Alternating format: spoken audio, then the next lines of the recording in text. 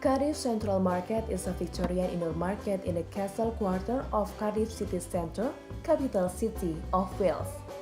The market was designed by the Borough Surveyor, William Harpur, and opened in May 1891. A farmers' market is known to have existed at the site since the 18th century. The market consists of two shopping levels. There are many variants of products offered in Cardiff Market, ranging from fish, vegetables, fruits to Welsh souvenir and the traditional Welsh cakes, which have been popular since the late 19th century.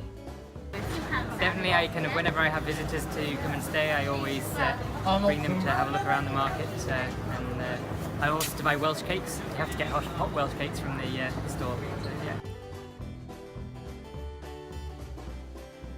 Most of the Cardiff Market visitors have high praise on the market's variety, value for money, and traditional nature. Besides shopping, the visitors may find a historical ensemble clock which has hung above the high street entrance for more than a century. Gitagowinda, Cardiff.